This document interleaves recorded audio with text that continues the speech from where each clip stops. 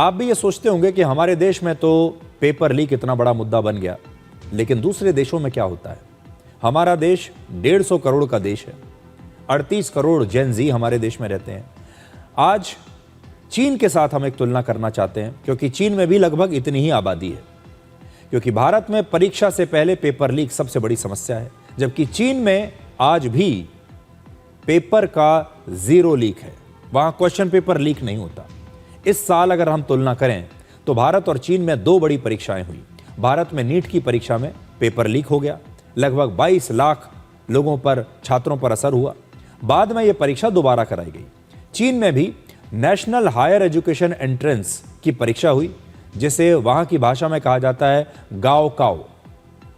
लेकिन इस परीक्षा में पेपर लीक नहीं हुआ।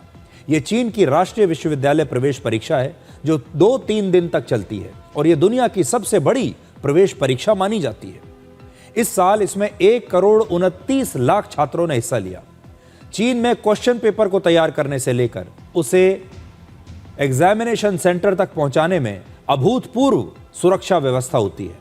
क्वेश्चन पेपर्स को क्लासिफाइड गवर्नमेंट डॉक्यूमेंट की तरह संभाल कर रखा जाता है, उसकी सुरक्षा की जाती है, उसे क्लासिफाइड गवर्नमेंट डॉक्यूमेंट माना जाता है। क्वेश्चन पेपर्स को ले जाने वाली गाड़ियों की लगातार जीपीएस ट्रैकिंग होती है, उनके साथ पुलिस एस्कॉर्ट चलती है। क्वेश्चन पेपर्स तैयार करने वाले जो टीचर्स हैं, उन्हें लगभग 1 महीने तक किसी गोपनीय जगह पर रखा जाता है, सीक्रेट जगह पर रखा जाता है, उनके बारे में किसी को नहीं पता होता।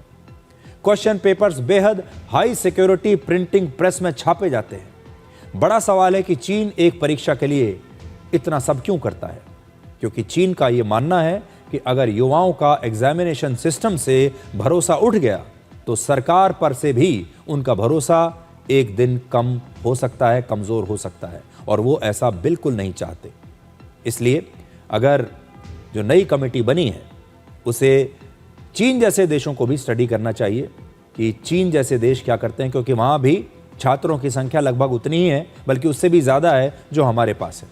देखिए, बाकी के जो देश हैं वो तो छोटे छोटे देश हैं। वहाँ पर इस प्रकार के एग्जामिनेशन को करवाना कोई बड़ी बात नहीं है, क्योंकि छात्रों की संख्या बहुत कम है, एग्जामिनेशन सेंटर्स की संख्या बहुत कम है, जो वॉल्यूम है वो बहुत कम है।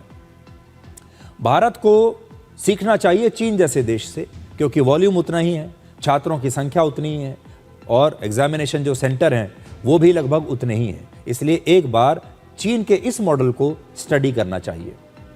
भारत में भी सरकारी परीक्षाएं करोड़ों युवाओं के भविष्य का फैसला करती हैं, लेकिन भारत एक लोकतांत्रिक देश है, इसलिए सरकार पर जिम्मेदारी ज्यादा बढ़ जाती है।